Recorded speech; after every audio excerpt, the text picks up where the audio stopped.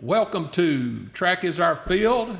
This is Don Pierce along with Carl Koontz. Welcome back. We kind of took a summer break. We're glad to be back, and we're excited to bring some cross-country action, talk a little bit about track and field as well. Carl, let's go with track and field since that's what our podcast is called. The World Championship's going on right now, man. Hey, world record. Yep, it's great. My wife's having to endure me sitting there watching that, and earlier today, we saw another world record. Mondo Duplantis, surprise, surprise, went 6 meters 30, which is 20 feet 8 inches for you English folks. 14th time he set the world record. It was awesome, and probably the best pole vault competition of all time as far as the top 4 guys going 595 or better. Oh, it's incredible, and again. Duplantis, he just gets it a little at a time. He's broken the world record of just about every meet all summer. But again, he's getting paid for that. Yep. Every time he breaks it, people are like we've talked about before, get upset. Well, why don't he go on any higher? Well, because it's probably $30,000 or $40,000 he's making for that world record. I think let's it's wait even more. till the track meet and make another $40,000. Absolutely, he's following over Sergei Bubka, but I want everybody to know he represents Sweden. But he's born and raised in Lafayette, Louisiana. That's where his dad's from, but his dad was a world-class pole vaulter as well, and his mom is Sweden. So he's got dual membership, but he's gone where the money is in Sweden because they pay the track athletes better than they do in the United States. And that's, and that's sad that that we don't take care. We take care of football, basketball, baseball, and all that, pay millions of dollars, and it's Nike and Puma. And those shoe companies are probably the main sponsors of these athletes, wearing their gear and so forth. That's where they make their money. Some of them make their money by, we'll pay you $10,000 to come to our run at our meet, or whatever, which I'm not laughing. I'll take $10,000, let me show up somewhere. But, we don't take care of our athletes in track and field like we should. It's kind of ironic. The United States is better than any other country in the world in track and field. Many of them come to the United States to train, but yet it's not appreciated in America as well as it is in Europe. Yeah, they're not battling football over there. Well, you look at the video in Tokyo; it's full stadium. Yeah, over 50,000 people for the prelim days. Yeah, we had the World Championships in Eugene last year, and the stands were partially full compared to when you do it in Europe and those places. It's packed house. It's an exciting thing. Yeah. We can sit here and gripe about it, but it's not going to change until we get it out there in front. I know there's one athlete that I love, lady long jumper, that trained at the University of Arkansas for a little bit. Now she's at Kansas State with her husband training, that won the women's long jump. And Carl, her name is? Tara Davis Woodhall. She's married to Hunter Woodhall, who is a Paralympic gold medalist, lost both of his legs when he was a child. Yes. He was a Shriners kid. Have you ever seen the advertisement on Shriners boys? Yes. He was one of those when he was like 16, and he talks about how he enabled me to be able to run. Yes. And the energy she brings to a track meet is incredible. She gets the fans involved. She'll come out there with a cowboy hat with boots on. Because she's originally from Texas. Right. and she brings that energy. And then she backs it up, gold medalist in Paris, and then now gold medalist in the World Championships in Tokyo. She brings excitement to the sport. And as we've talked about earlier in other days, she doesn't go out there and pick at another jumper. Right. She's not arrogant. She's very sportsmanlike. She's hugging their neck. Right. Yeah. Taunting them and all that. She's there to compete and win and pat the others on the back, and I like that. And I think that's why the crowd gets so behind her. And her husband's the same way. He's a very I've watched him over the years when he was at the U of A, and I got to see him up at Kansas State when I worked up there. The crowd, he goes out and signs autographs. Kids are running up to him. He doesn't shove them, hey, I got to go warm down. He takes the time. Right. And people notice that. He was the first Paralympic type athlete to get a full track scholarship in the United States and at the University of Arkansas. And he was All-American not Paralympic All-American. He's a regular runner All-American there. Yep, and like I said, and a gold medalist in the Paris Olympics. Yeah, so they're quite a couple. I was going to say, they're just neat, as me and you would say, kids. They're kids to us, yeah. At our age. It's fun watching those two interact and congratulating each other on their performances. We would like to thank our sponsors. Carl, give us your first sponsor for this year. Well, you got my friend Steve Qualls at Design Lab. His website is designlablra.com. He could take care of all your needs for apparel and many other things. If you, coaches, particularly if you want to get uniform or apparel for your parents and your kids, he could work up a deal for you, even make a fundraiser for you possibly. Check with him at designlablra.com. See what he can do for you. And the again, great materials. It's not cheap stuff. It's good quality materials, and we've used them. You've used them at Lake Hampton over the years, and I've used them, and we want to thank him for his sponsorship. He's a good sponsor. He'll fix you up with whatever you want. Tommy Howard, our other with Edward Jones. Tommy's in Little Rock, Arkansas. Financial advisor, does a great job. His phone number is 501-224-7699. Tommy is a sponsor of the Track and Field Hall of Fame. Tommy is an old track coach, and he was at Pine good Bluff, friend of the track. And he was an Arkansas State guy up there with our old coach up there. With Guy Cottrell. With Earl Bell and all. He's about the age of Earl Bell, yeah. Yeah, so he's very, very involved, and we appreciate him, and also the Arkansas Track Coaches Association for their help. They're the ones that bought us our podcast equipment so we could get out and travel and do some things that way. We thank them, and we hope that we can get a few more sponsors involved. Their website is artrackcoaches.com. Yes. If you get that, just type in search engine for Arkansas Track Coaches Association. I'd like to just bring up right now, too, Arkansas Track and Field Hall of Fame. I know you're the membership driver for that. Yes. Getting people involved. We would love, if you would like to get someone nominated, we'd love for you to join the Track and Field Hall of Fame. That way you have that, and I'll let you talk about that, Carl, to be a part of it and to have a vote and to be able to nominate somebody. There may be somebody that was at your school back in the day that we don't know about, that people have forgotten about, that you can nominate them and bring it. So, Carl, how can they do that? Yes, I'm glad you mentioned this. You can join our website at atfhof.org. That stands for Arkansas Track and Field Hall of Fame. Just leaving out the "and." That's the initials, atfhof.org. You can join. What does it do for you? Well, by October 15th, you need to join in order to be able to nominate someone. So to nominate, join by October 15th. You got to nominate by November 15th. You can still join in order to vote. As long as you join by midnight, December 31st, you'll be able to vote, and about the first week of January, ballots will be sent out. So once again, if you want to nominate, join by October 15th, nominate by November 15th, join by December 31st, and you'll get to vote. And you get to have a say on who gets nominated and who gets inducted into the Hall of Fame. And even more importantly, you get to support a great organization that honors track and field greats in Arkansas. That would be as an athlete, coach, meritorious service.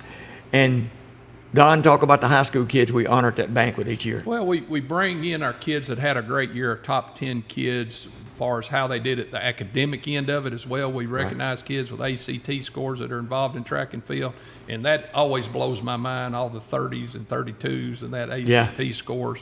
But we honor them. They get to see what set the ground for them, and then those the recipients of the Hall of Fame inductees, they get to see what's coming. Yes. And it's just a neat, and afterwards, I love to watch at the end of the night where those kids go up to those people. I want your autograph. Yeah. And those inductees are saying, man, you're awesome. And it's a fun night. And just quickly, I'm going to throw out some names that you made that have been inducted into the Hall of Fame. Earl Bell, one-time a world record holder in the pole vault. Guy Cottrell that coached it. Bobby Richardson down in Crossett, Arkansas. Some people. Clyde Scott. Yep. He was in the Olympic Games. Clyde Hart. John McDonald, Thomas Hill, Carl Stewart got in as an official. He was there for years. Al Joyner, a little bit of Olympics there under him. Yeah. Mike Connolly, world record holder. Just going through there. Joe Falcon, Razorback. Just looking through here real quick. But you've got those people that have done it, and you could have an opportunity to put that person that you know that may be deserving and have a chance to vote. Right. And be a part of that. So much for that, pushing for that, but I think you're missing a great opportunity if you don't join, and that way you can have a say in this. Well, Carl, cross-country season started out with a bang weather-wise. At Ouachita Baptist University, baby, you couldn't have asked for a better day. A little bit of rain, a little bit of mist, 60, 61 degrees. Course was a little soft in spots. But, man, what a great day to run. Tell us a little. You were there at the start of that. Give us a little bit of what went on that day. Yeah, the college division went first. It was a little bit of drizzling rain, but those athletes, I can't tell you how much they appreciated it. I remember talking with them at the starting line. This is great weather. A little bit soggy, but as far as what it usually is, 95 degrees and sunny, instead it's like, 70 and cloudy and drizzly. But it was wonderful. The college division, the OBU, Ouachita Baptist University, ran away with the men's division, and they won the women's division also, beating Arkansas Tech. The Ouachita has done great things in the last 7 years, starting from almost nothing to that, and plus they got a brand new track right out in the same general area. Great college division. High school, the boys division, individually, Hudson Harper of Lakeside was your winner at 1559. Team-wise, there was a bunch of teams there. Team scores, you had Cabot was your winner with 67, Catholic was second, then Lakeside, Bryant, Conway, Lake Hamilton, Providence Classical out of Louisiana, Valonia, Arkadelphia, Jezebel, DeQueen, Benton, Magnolia, Nashville, Hope, Genoa Central, Arkansas Christian Academy, Pleasant Grove out of Texas, and Hall. 19 full teams plus about 10 more partial teams.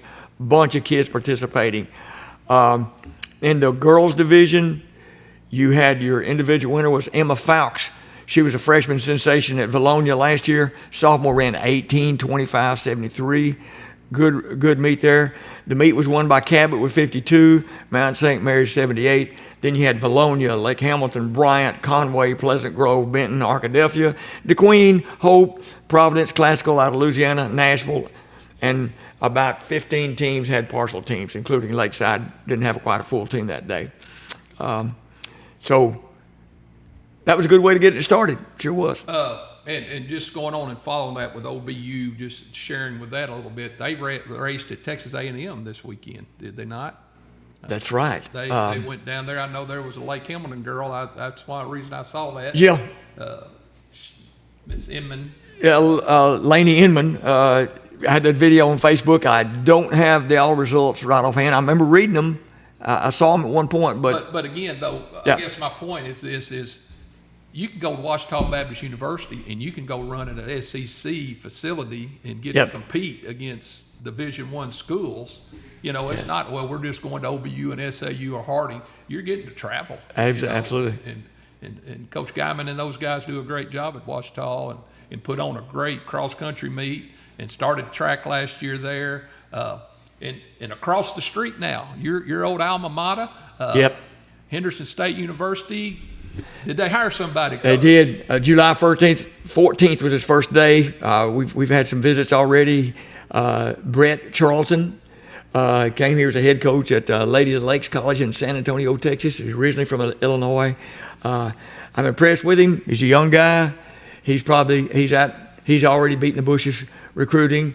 They're going to build him a new track. Hopefully this time next year they'll have a track where that old 10-lane track we had before that hosted national meets.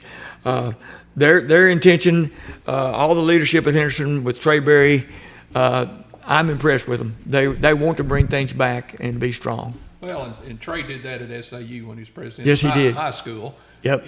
He brought it back, new track, 150 kids in track and field down there, whatever, boys and girls combined. Brought those kids and got excitement going on and hosted Dan Veach relays down there, and they've hosted the GAC conference down there. Yep. I'm excited about that for Henderson. I mean, me too. Get it back going. It'll take a few years and hope be able to hold the GAC championship at Henderson and get it back like it was when you and I went, when SAU had track, Henderson had track. All the old AIC. Yeah, you're bringing them all back. Arkansas Tech, hopefully this will inspire them to want to get back. I know they do cross country and a little bit of track, but man, how exciting can that be again? It just opportunities. Yes, sir. Opportunities for our high school kids to go on and further their education while participating in a great sport that they love. That's right. Well, speaking of Texas, as I went traveled to Texas A&M, the Bentonville, what are they called up there? I don't even know. They're the Tigers. Tigers, Yeah. West is the. They're the aren't they Warhawks or War Eagles, something like that. Anyway, boy, we're good at that. BJ's gonna give me a hard time if I don't get their mascot right. Man, Bentonville goes down to South Lake Carroll in Texas And wins the thing. Beat them on their home turf. South Lake Carroll, one of the best, year after year, one of the best cross country teams in the country. Of course, they're a lot. We think of Bentonville as big, and they are for Arkansas, but South Lake Carroll's a lot bigger than Bentonville. So for them to go down there and beat them, Bentonville is the real deal. Well, I mean, I don't know if you know, it was like Woodlawn and those people. The Woodlands? Woodlands, yeah, not Woodlawn. I don't recall if they were there or not, but they're another power, of course. I'm saying that area there, they've got some horses. Yeah. They've got the size and they got numbers. Yeah. But for Bentonville to walk into their home and beat them, folks in Arkansas, you better get ready to watch out for those guys in 6A cross country, because they're going to definitely right now the team to beat at this point in time. They lost their two best guys, but they had so many young ones coming up. Their junior high team last year was the best junior high team I have ever seen. So Bentonville is rolling. They're going to be hard to be beaten. And I think they're the favorite in our top class this year. And you see that up there in that part of the country, and that's great. And in others, but, you talk about numbers and that. I heard Cabot with their junior high and senior high, they're running like 200 kids. Yeah. I saw Bryant at Harding the other day. They had 5 buses rolled in at Harding Saturday morning with 150 kids. Yeah. It's statewide, and we've talked last year, and Track is Our Field podcast.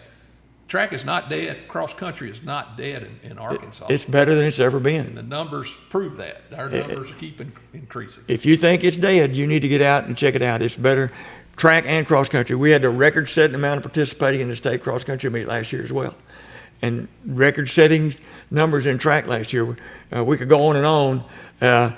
Go look at the Arkansas Track Coaches Hall of Fame all-time best performances and look and see how many are 25 performances. Yes, sir.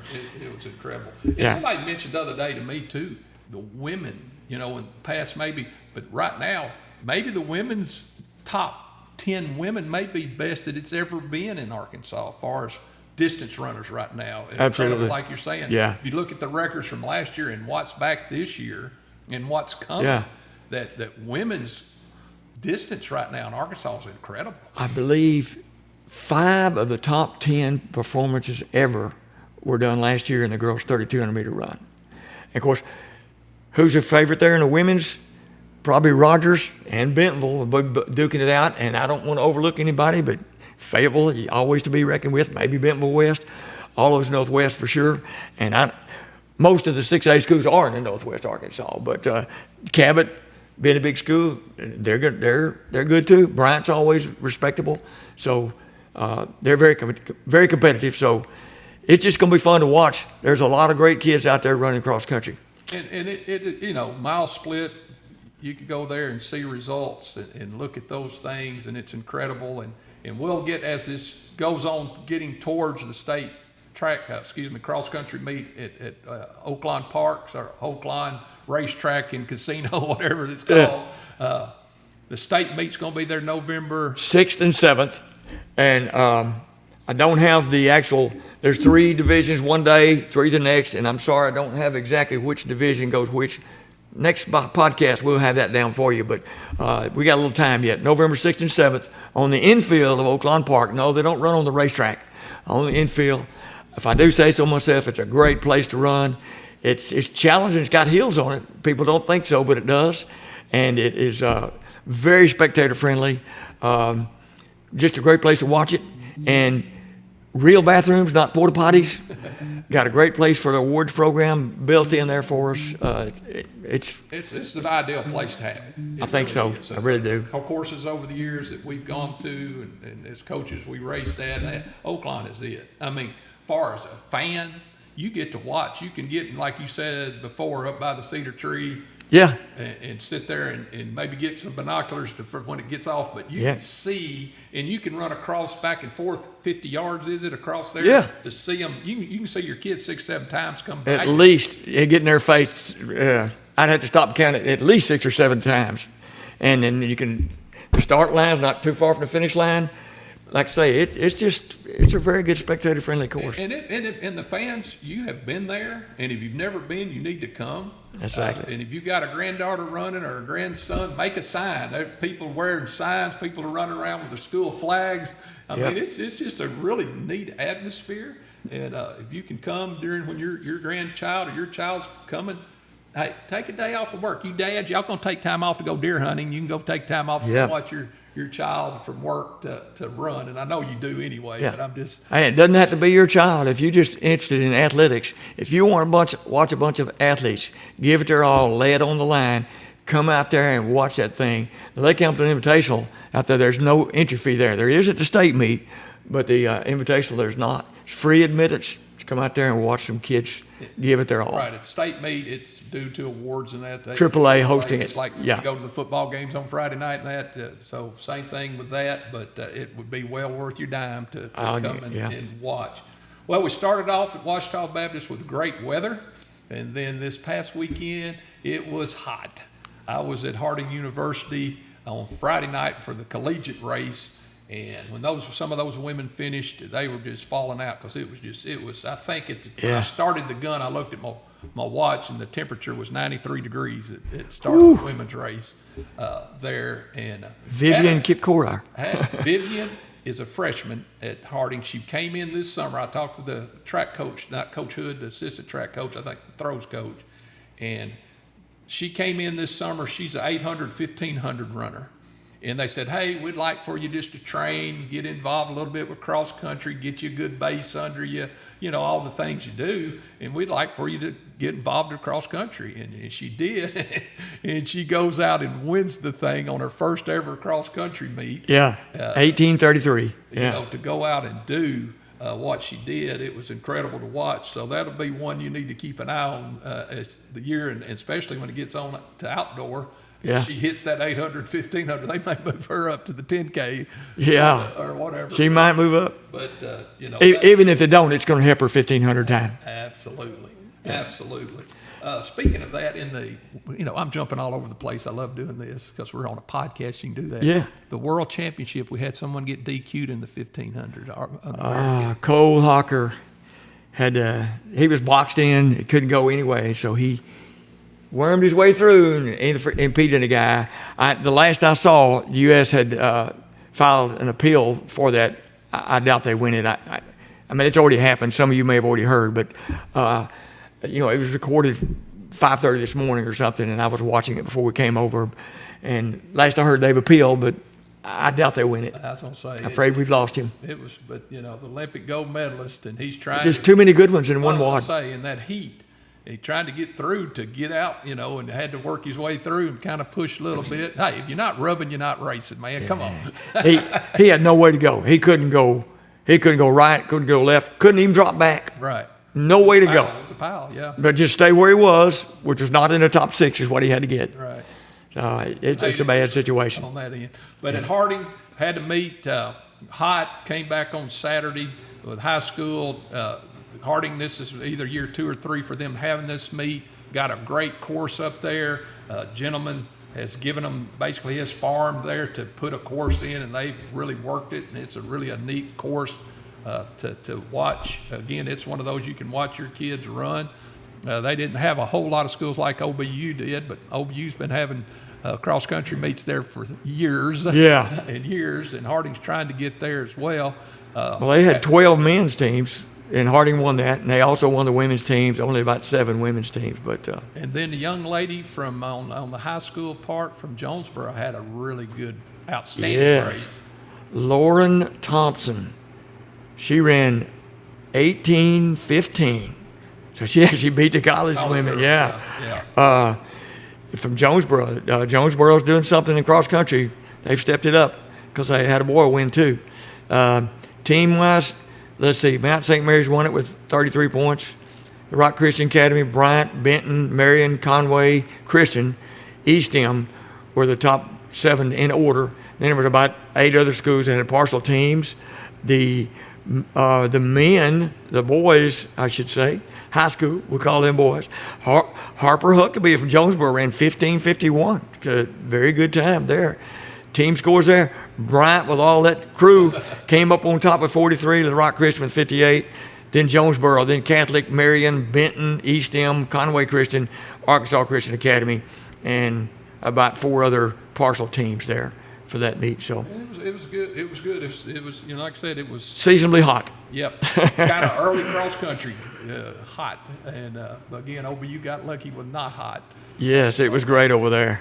Just speaking of on down the road, we talked about the high school state being at Oaklawn Park. Well, the NCAA regionals will be at the University of Arkansas on like November the 14th. Somewhere right in there. Yeah. They're having the regionals, and you want to come see some folks, you need to go to Fayetteville, Arkansas, and I'll lock that down more, and Carl and I on what day exactly, but I think it's around like November the 14th. Yeah, the week after the high school state meet. But you're going to get to see some Oregon Ducks in Utah and those type people rolling in there in that regional, in the East Regional. I don't know exactly where it is, but you're going to see some studs roll in. So what, they have 2 regionals just like the track? I believe so. Okay. But I may not be 100% right on that. But I think we'll check that out for next podcast. We got plenty of time to get all squared away on that. If you're really into it, then the national meet, I think, is in Missouri this year at the University of Missouri. You don't have to go far for that. I'll say, if you've never been, I got to work the SEC championships in Ole Miss a couple of years ago, and it's fun. I mean, it's just exciting to see these athletes that are putting it out there and running like crazy. And like I said, you got an opportunity right here in the state of Arkansas to see a regional thing and go see that. Well, Carl, talk to us about what else is coming track and field. I always do that, cross country wise. Yeah, well, there was a time in Arkansas you were lucky to find a meet on a particular weekend, long time ago. But now you got your pick. There are 4 meets in the state tomorrow on Tuesday. You got the Lakeside Invitational tomorrow. You've also got one in Danville, Paragould, and Stuttgart. Schools that used to not even run cross country are hosting meets now. Like the Eastern Arkansas, Stuttgart. They just kind of got started last year, I think, on hosting meets anyway. And then Thursday, you got the Clint Perville Bomber Invitational in Mountain Home. You got Siloam Springs meet, and you got a Berryville. And then Saturday, you got Berryville, Fayetteville, and the Rock Classic. So 4 Tuesday, 2 Thursday, and 3 on Saturday. So you got 10 meets this week. Busy week. In the state of Arkansas across country. And then the next week on the 23rd, on a Tuesday, you got Lamar, Pocahontas, and DeQueen. So that gets you through next Tuesday. 13 meets to choose from to go around the state and see. And a lot of them are close by here. Lakeside, right here in town. For you folks locally, of course, we're reaching out to everybody in the whole state. So somewhere in the state, you won't have to go very far to see a cross-country meet during this next week. Well, and that's like you said, Carl, back when you and I were coaching, it was a struggle sometimes to find a meet. Yeah, like early days. My latter years, you can find plenty. Right. Yeah, but like I said, 13 meets in the next week. Yeah, I mean, that's incredible. And again, the reason why, we got kids running. Yeah, we got schools that are doing it, and they're trying to find places that they can go and run, and they say, well, hey, we'll put one on. Yep. We had a record number of finishers in the state meet last year.